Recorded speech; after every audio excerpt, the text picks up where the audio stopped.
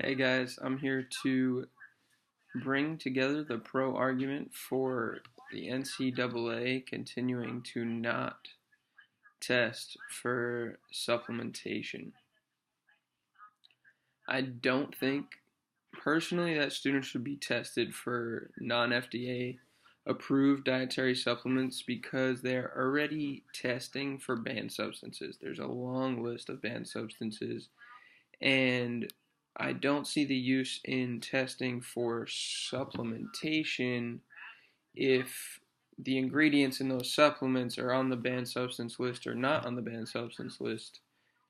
Then testing for the supplement itself is not going to make much of a difference from what I can see.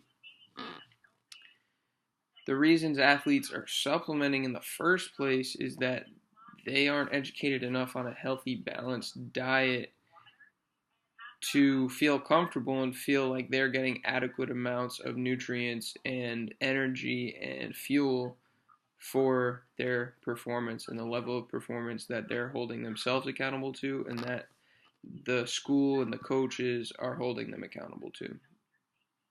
So supplements seem like the easy route, the easy way out, and the shortcut to success. Currently, the FDA does not regulate supplements. Supplements can be made, manufactured, and put on the market by almost anybody.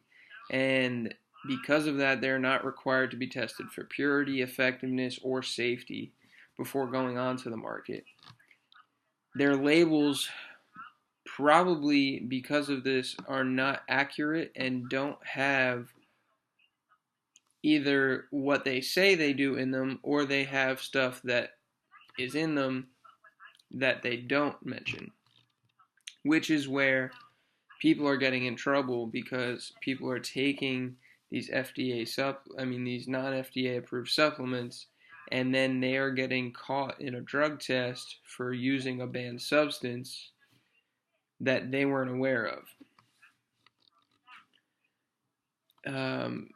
Things that students have to learn to watch out for is exaggerated claims that our energy metabolism, body fat loss, and muscle gain, and things of this nature that they claim are going to help with, but no one knows. There's not research done on these products specifically.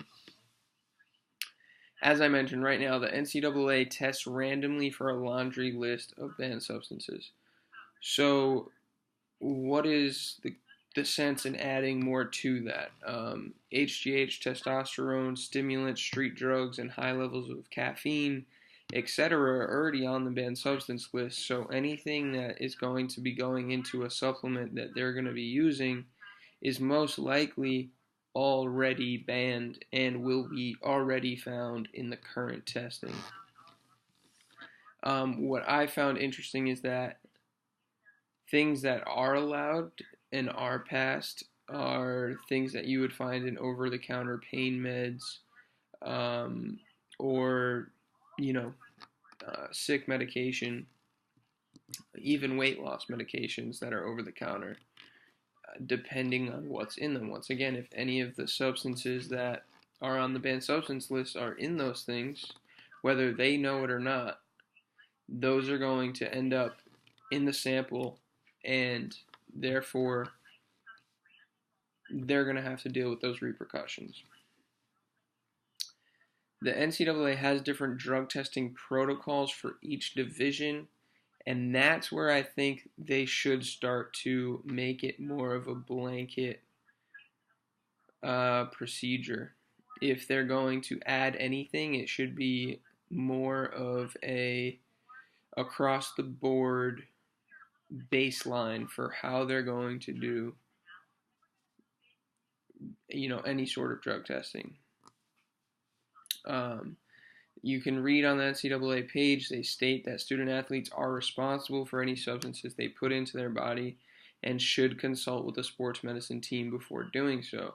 I think this is a big fact that the NCAA kind of has to stand up to and realize that most student athletes aren't comfortable doing that.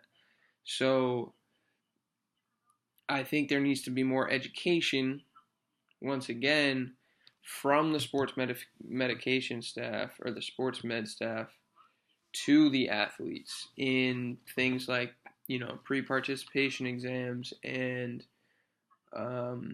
even just preseason and off-season guidance with nutrition and supplementation.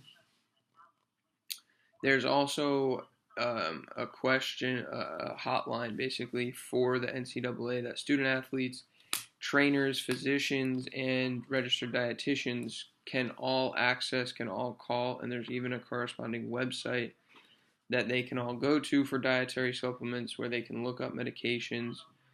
And I think with all those resources in play and possibly the introduction of doing more education for the athletes, I don't think that we should be testing for NCAA, testing in the NCAA for supplement use. I think the only things that should be considered are more education, and possibly just adding a few different things or taking off a few different things from the banned substance list that would correspond with supplements that are on the market that are, once again, just not FDA regulated. So I hope that makes sense, and thanks for listening.